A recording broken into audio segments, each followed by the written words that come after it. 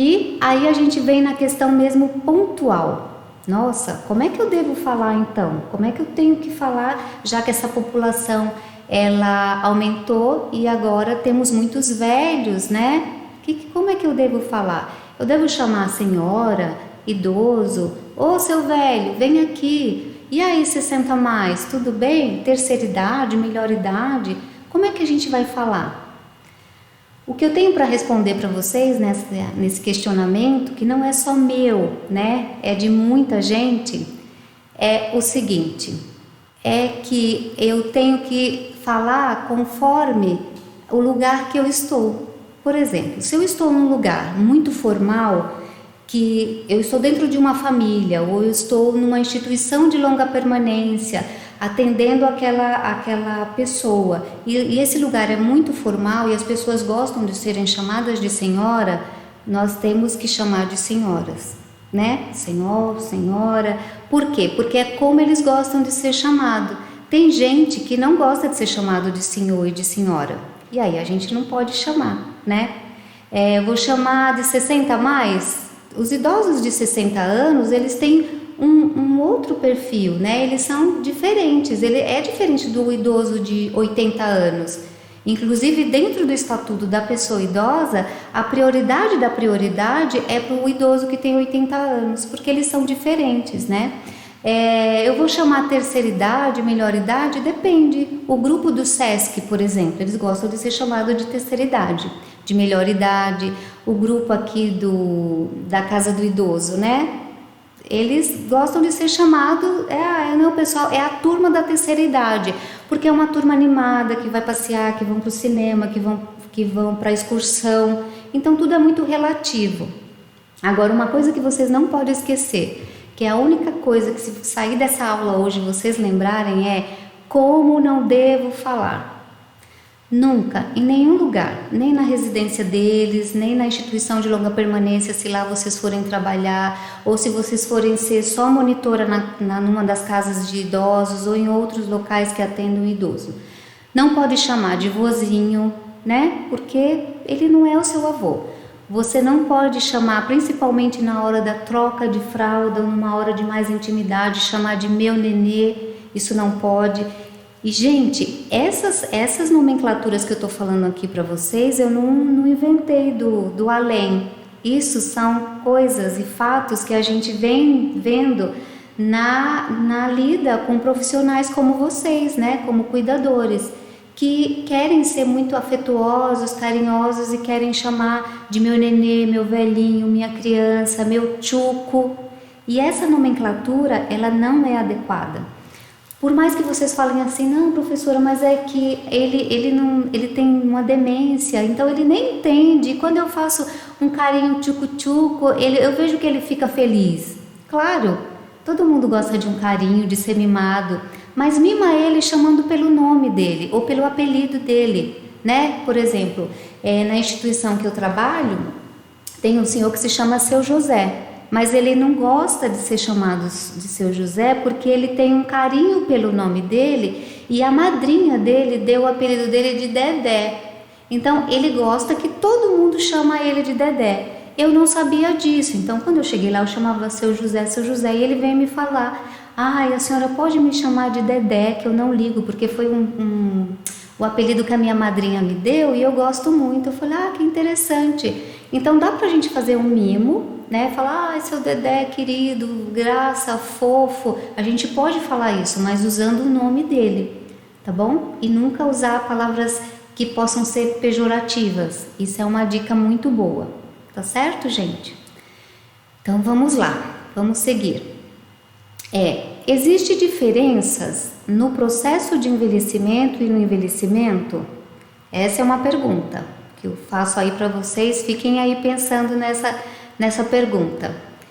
E eu respondo de pronto para vocês. Sim, existe diferença. Existe diferença para os negros, para as mulheres, para os índios, para os quilombolas, para os judeus, para os muçulmanos, para os protestantes, para os católicos.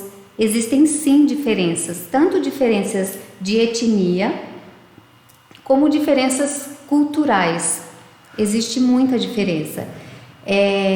Por exemplo, numa aldeia na África, por exemplo, o idoso, ele é comparado, e assim no Japão também, ele é comparado dentro da sua aldeia como um deus, uma pessoa que faz toda a diferença para aquela comunidade.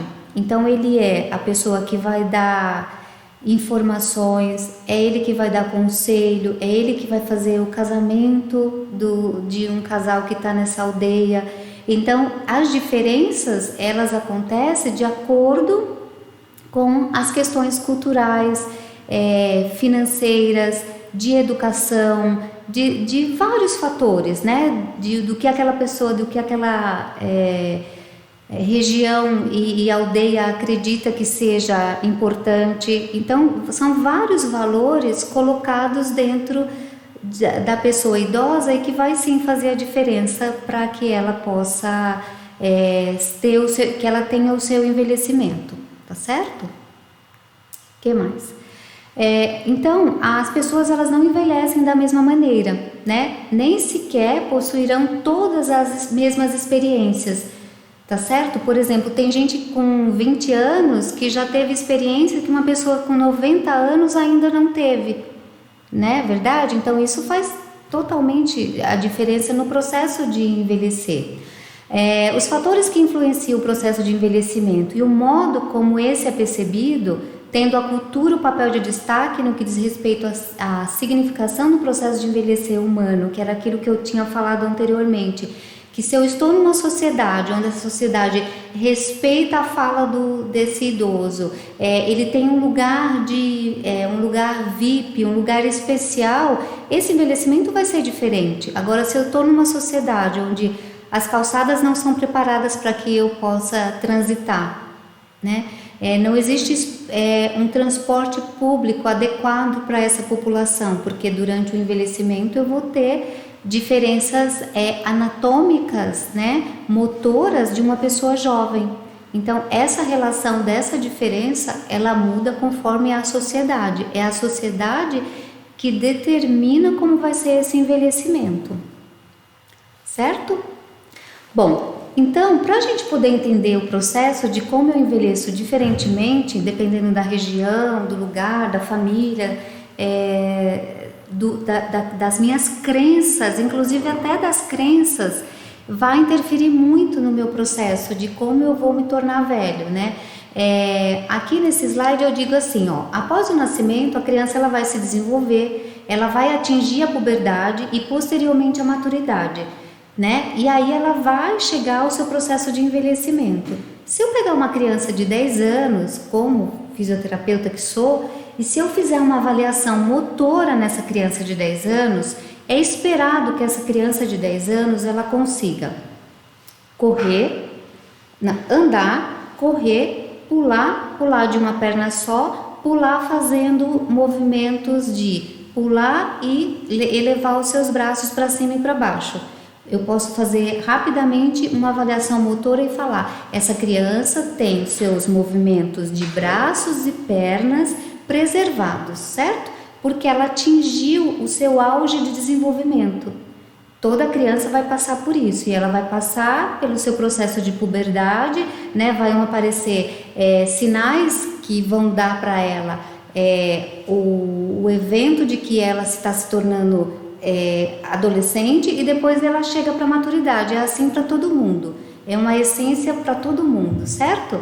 E daí parece uma coisa bem simples, cada divisão, só que no envelhecimento isso não é tão simples assim, e não é tão, como eu posso dizer, não é tão fechado assim, desse jeito, etapa por etapa certinho. Por que não é? Porque vai depender, que eu já tinha falado lá na frente, né?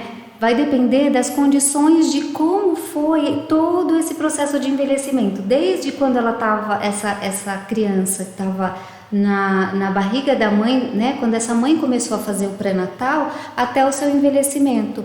Então, assim, quais eram as condições de saneamento básico, o tipo de dieta, os hábitos que ela teve, se ela fumava, né, que a gente chama de tabagista, ela fazia consumo de bebidas alcoólicas, por exemplo.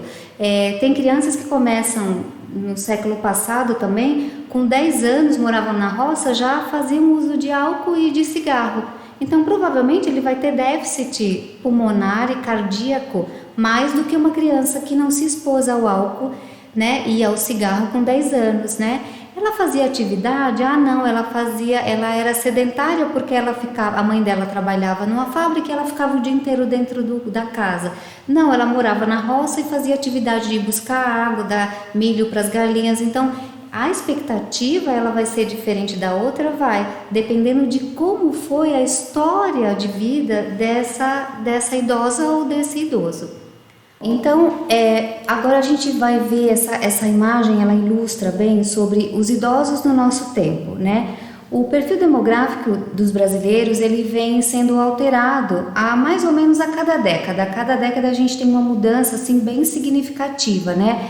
Daquelas outras imagens que vocês viram de perspectiva e tudo mais, isso tem uma mudança bem importante a cada década, né? Por isso que o tempo inteiro a gente tem que pensar nas políticas públicas pelo menos a cada tempo, por conta dessas mudanças mesmo.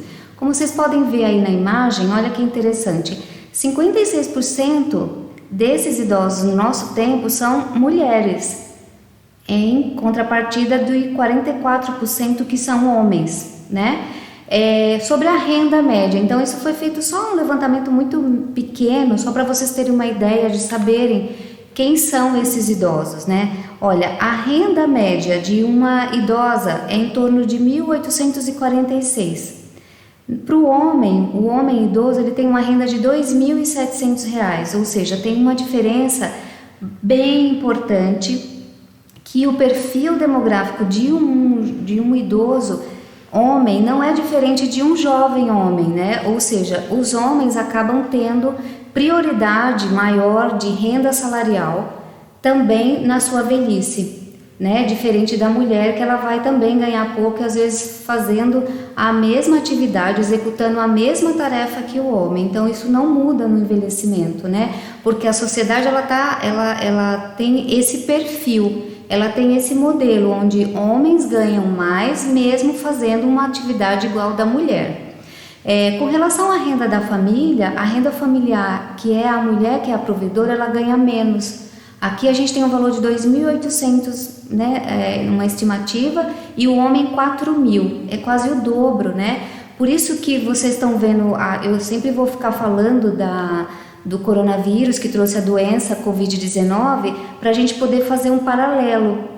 Então, assim, as políticas públicas, elas são idealizadas a partir de como está a realidade dos brasileiros, né? Por exemplo, a gente não tem um auxílio emergencial agora, então o que o governo federal, dentro das políticas de assistência social, fez? Analisou quem eram essas mulheres, o perfil dessas mulheres que moram sozinhas, então ela precisa de um auxílio emergencial dobrado o seu valor. Por quê? Porque se ela é a provedora, certamente eu não vou ter o homem como sendo provedor também, então a renda dela vai ser mais baixa. Entendam que as políticas públicas e para a saúde do idoso, para a educação, para os direitos de proteção, eles também funcionam assim. A gente precisa conhecer a realidade que ele está, né, inserido, que ele vive, para que essas políticas possam ser disparadas, certo? Uma outra coisa interessante dentro dessa imagem é com relação os idosos ativos economicamente. Olha que interessante, 19% das mulheres voltam a trabalhar depois da aposentadoria, ou não tem aposentadoria e continua trabalhando. E os homens, eles perfazem um total de 34%. Essa diferença, né, de dobro aí, de porcentagem, ela pode vir desde a mulher, ela é mais caseira, então ela fica mais em casa, ela nunca trabalhou, ela continua dentro de casa. Ou a outra possibilidade é que ela esteja cuidando dos seus netos. Os filhos tiveram a ascensão, foram para a universidade, têm um cargo importante no seu trabalho, então a avó acaba fazendo isso. Ou ela trabalha meio período, sem registro e no outro meio período ela cuida dos filhos. Já o homem não, ele precisa ir trabalhar porque é uma proteção para a sua saúde. Alguns homens, quando eles ficam em casa sem a manutenção do trabalho, porque não teve o hábito, não foi exposto ao trabalho doméstico, ele geralmente adoece. Ou ele vai para a praça jogar, né, as cartas, jogar baralho com os colegas, ou se ele participa de alguma associação religiosa, ele vai 1 ou 2 horas, mas ele tem um tempo muito livre, então ele prefere continuar trabalhando por conta disso, como proteção para a sua saúde mental, mas também ele continua trabalhando porque a renda do benefício que ele recebe é insuficiente para o manejo e o cuidado dessa família dele, tá certo? Uma outra imagem que eu trago para vocês, da reflexão que vocês precisam ter como cuidador, é onde vivem os 60 mais, né? É bem interessante, depois vocês vejam com calma como são a dinâmica desses idosos na atualidade. A maioria deles são casados, alguns vivem só com o cônjuge, tem uma porcentagem grande que moram sozinhos, eles têm hábito, já têm o hábito de compras pela internet, eles têm o hábito de ir ao supermercado diariamente para fazer compras de pequenas coisas, por exemplo, um pacote de pão, meia dúzia de ovos, porque faz parte dessa nova rotina dele, porque pelo fato também de não conseguir trazer muitos produtos do supermercado numa única vez. Então isso é bem interessante. Depois deem uma olhada bem minuciosa nesse quadro, porque ele traz um panorama bem interessante da gente saber quem são esses idosos, como eles vivem, o que fazem, o que comem. E uma coisa interessante para que vocês saibam é que essa nova geração de idosos, né, na verdade, que a gente chama que é o Brasil grisalho, apesar da gente ser um país jovem, nós somos um país com muitos velhos. Eles trazem uma característica muito importante, que é exatamente a característica de tentar se adaptar ao mundo novo.